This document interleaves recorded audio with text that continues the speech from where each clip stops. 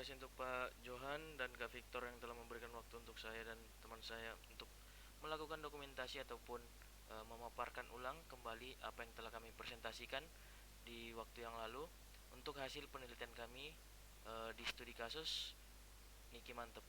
Oke, terima kasih Pak. Pertama-tama saya mulai. Penelitian ini menganalisa kondisi bisnis dan kebutuhan digitalisasi pada toko oleh-oleh Niki Mantep di Salatiga menggunakan analisis Porters, Five Force, kemudian Value Chain, kemudian MC Maflan Strategic Guard, kemudian ada SWOT, serta ada beberapa kebutuhan aplikasi dan infrastruktur TI.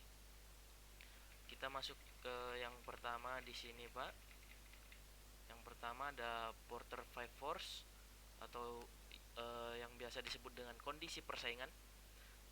Yang pertama ada faktor rivalry atau yang biasa disebut dengan persaingan toko oleh-oleh cemilan Salatiga sangat tinggi dengan banyak kompetitor lokal dan nasional. Jadi Niki Mantep menonjol lewat diferensiasi produk khas dan pelayanan pelanggan yang ramah. Kemudian ada faktor yang kedua yaitu trade of new entrants, yaitu kemudahan akses pasar digital dan modal yang relatif rendah memudahkan munculnya toko baru baik di offline maupun online. Kemudian ada faktor yang ketiga yaitu trade of substitutes, yaitu ada banyak alternatif produk cemilan sejenis baik industri rumahan maupun pabrikan besar, sehingga itu menjadi ancaman yang sangat tinggi. Kemudian faktor yang keempat ada bargaining power of buyers atau pembeli eceran yang berdaya tawar rendah. Jadi banyak pembeli grosir atau reseller memiliki daya tawar tinggi lewat volume transaksi. Dan yang terakhir adalah faktor bargaining power of suppliers, yaitu supplier atau UMKM lokal yang cukup beragam, tapi jika ada cemilan eksklusif yang daya tawar masuknya itu bisa meningkat. Kemudian kita lanjut yang kedua di sini ada Porter Internal Value Chain atau yang kita sebut proses bisnis dan diagram value chain. Yang pertama kita masuk ke area support activities. Di support activities ada firm infrastruktur atau struktur organisasi yang masih sederhana, yaitu ownernya langsung menjadi semua pemimpin. Jadi pengambilan keputusannya itu masih tergolong lambat. Kemudian yang kedua ada human research, yaitu karyawannya sudah lama bekerja dan loyal tetapi belum terbiasa dengan teknologi baru. Kemudian yang ketiga ada teknologi development, jadi minimnya penggunaan teknologi, tidak ada sistem database, pelanggan ataupun stok. Dan yang keempat ada procurement atau pembelian barang masih dilakukan secara manual dan tidak ada negosiasi harga rutin. Dan di primary activities, yang pertama kita masuk ke area inbound logistik. Jadi barang datang dari supplier lokal, kemudian proses pencatatan stok masih manual menggunakan buku ataupun Excel. Jadi kadang-kadang terjadi kelebihan ataupun kekurangan stok. Selanjutnya di operation. Di proses operasi biasanya penjualan dilakukan langsung di toko dengan sistem kasir manual. Jadi tidak ada pencatatan otomatis penjualan per kategori barang. Lalu di outbound logistik, barang langsung dijual ke pelanggan yang datang ke toko, jadi belum ada layanan pengantaran ataupun pembelian online. Lalu di bagian marketing salesnya, promosi masih mengandalkan banner dan word of mouth, jadi nggak ada media sosial. Dan yang terakhir di area service, kita memiliki beberapa, ada 3, yaitu ada customer service, kemudian tailor service, dan special service. Selanjutnya kita masuk ke area yang ketiga, yaitu posisi teknologi saat ini atau yang biasa disebut dengan McFarland Grade. Jadi ada beberapa kategori. Yang pertama itu di area kategori strategik, yaitu marketplace online dan promosi digital menjadi fokus utama penjualan strategi saat ini. Yang kemudian yang memiliki high potensial yaitu pengembangan aplikasi yang berupa website sederhana untuk pemesanan pre-order ataupun online ataupun katalog digital. Selanjutnya ada key operational, yaitu sistem kasir digital atau point of sales yang pembayarannya itu cashless telah mendukung operasional harian toko. Dan yang selanjutnya ada support, yaitu sistem manajemen stok sederhana dan layanan responsif via WA ataupun sosial media yang lain. Selanjutnya di sini ada information flow atau business process. Jadi yang pertama itu order masuk itu maupun offline ataupun online. Jadi pelanggan memesan di toko ataupun via media sosial ataupun e-commerce lainnya. Kemudian setelah masuk, staf administrasi ataupun sales melakukan pencatatan dan pengecekan stok pada aplikasi manual ataupun digital. Selanjutnya masuk ke tahap pengemasan dan pengiriman sesuai pemesanan, baik diambil di toko maupun dikirim. Dan yang terakhir yaitu pencatatan penjualan. Semua transaksi dicatat baik tunai maupun cashless, baik offline maupun online, untuk laporan harian ataupun mingguan. Selanjutnya kita masuk ke arah SWOT atau biasa yang kita sebut strength, weakness, opportunity, dan threat. Yang pertama di bagian strength-nya pertama yaitu lokasinya yang cukup strategis, kemudian stoknya yang sangat lengkap, harganya yang kompetitif, kemudian yang point of sales-nya yang terkomputerisasi. Kemudian di area weakness-nya itu sendiri masih belum punya platform online, jadi stoknya masih manual dan belum ada CRM. Kemudian peluangnya sebenarnya yaitu pertumbuhan belanja online-nya yang cukup baik, kemudian tren promosi digitalnya yang harus didukung lebih baik lagi. Selanjutnya ada beberapa ancaman, yaitu persaingan modern, retail dan toko online, dan perubahan perilaku pelanggan. Strategi yang disarankan mencakup digital marketing, integrasi POS dengan online store, kemudian ada pengembangan CRM serta modernisasi stok dan pelatihan digital karyawan. Selanjutnya di sini saya akan menjelaskan beberapa digital trends. Yang pertama adalah pemanfaatan media sosial sebagai kanal penjualan utama, kemudian penjualan via marketplace ataupun e-commerce. Selanjutnya cashless payment sedang berkembang. Aplikasi pencatatan keuangan sederhana bisa mulai digunakan. Lalu pelanggan terbiasa melihat review produk di media sosial sebelum membeli. Selanjutnya ada balance scorecard. Yang pertama ada di area financial itu sendiri, yaitu meningkatkan omset penjualan melalui promosi digital, kemudian bisa menekan biaya kesalahan pencatatan akibat sistem manual. Sedangkan untuk bagian customer itu sendiri bisa meningkatkan kepuasan pelanggan melalui pelayanan cepat dan ramah, lalu bisa menambah jumlah pelanggan baru dari media sosial. Kemudian di area internal proses atau bagian internal itu sendiri meningkatkan efisiensi pengelolaan stok dan transaksi, kemudian mempercepat proses pencatatan dan penjualan.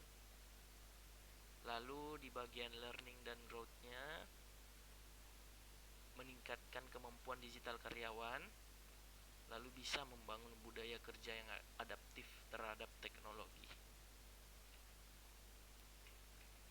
Kemudian saya akan masuk ke area CSF atau yaitu yang pertama adalah komitmen pemilik terhadap digitalisasi.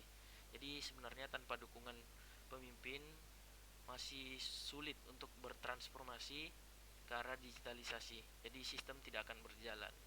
Kemudian kemampuan SDM-nya yang menggunakan teknologi. Jadi karyawan-karyawan itu harus dilatih ataupun di training jadi mengoperasikan sistem kasir dan media sosial. Kemudian yang ketiga ada konsistensi promosi digital. Media sosial harus rajin, harus aktif, dan diperbarui secara rutin. Yang keempat, ada ketersediaan data penjualan yang akurat. Data diperlukan untuk keputusan stok dan untuk kebutuhan promosi.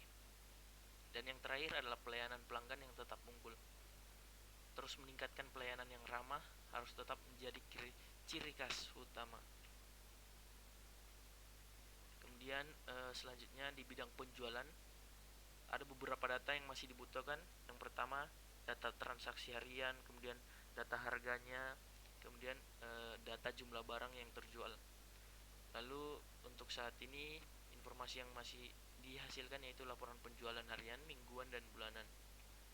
Selanjutnya di area stok barang, data yang dibutuhkan adalah data barang masuk, kemudian data barang keluar dan jumlah stok, Tetapi untuk saat ini informasi yang dihasilkan yaitu informasi stok menipis, kemudian reorder point, jadi belum lengkap.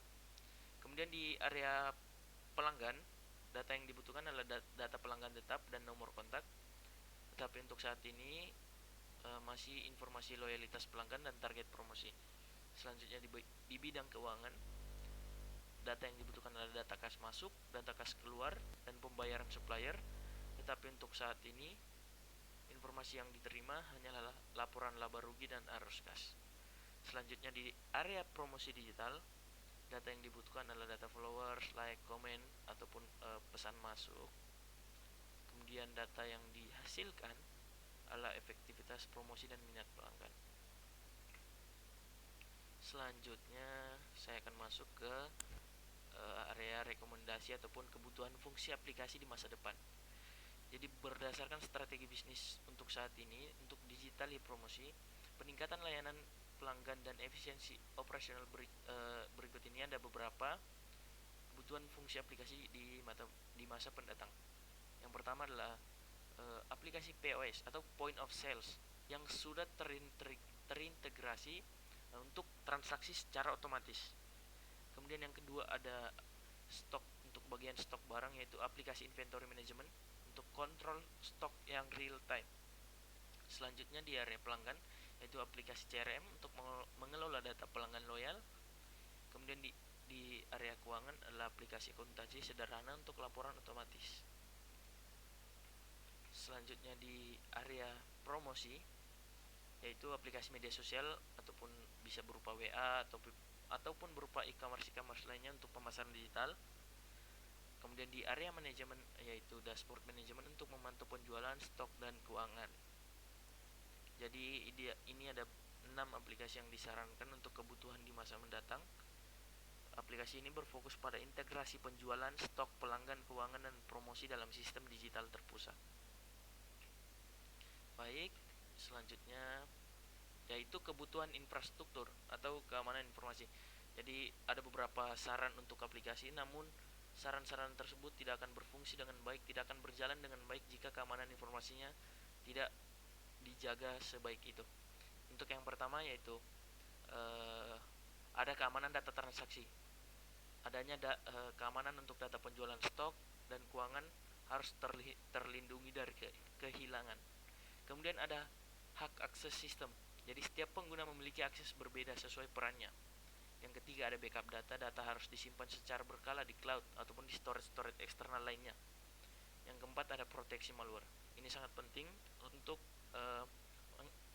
menghindari komputer kasir dari virus-virus.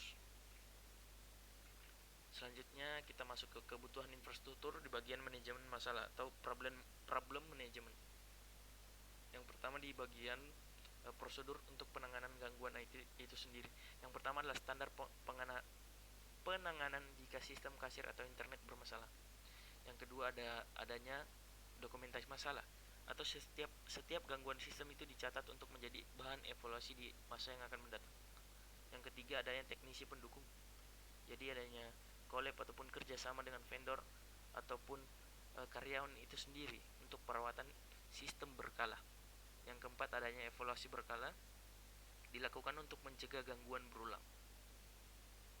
Oke, next di sini adalah kebutuhan infrastruktur manajemen platform. Contohnya seperti perangkat keras, jaringan internet, platform sistem, dan penyimpanan data dan perangkat promosi.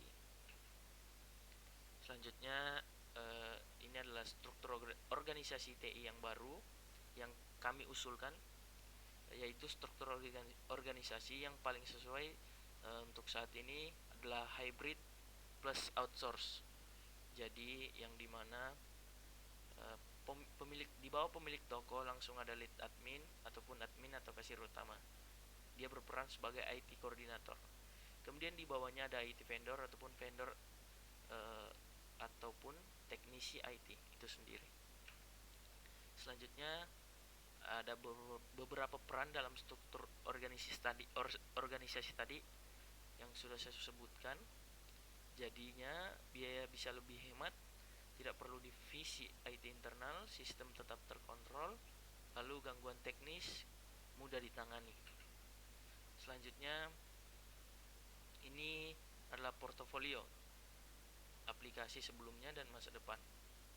Yang pertama di masa kini itu yang strategis belum ada, sedangkan high potential yaitu media sosial. Kemudian untuk key operasional sendiri, untuk saat ini masih sistem kasir sederhana, nantinya bisa disupport dengan Microsoft Excel ataupun medsos lainnya. Kemudian untuk di masa depan, untuk aplikasi masa depan yang pertama yang strategis itu adalah media sosial terintegrasi, kemudian online order system, dan bisa didukung oleh CRM sederhana ataupun WA ataupun apapun itu. Kemudian selanjutnya adalah key operasional, yang pertama ada POS terintegrasi dan juga inventory system yang akan disupport oleh Microsoft Office dan Cloud Storage.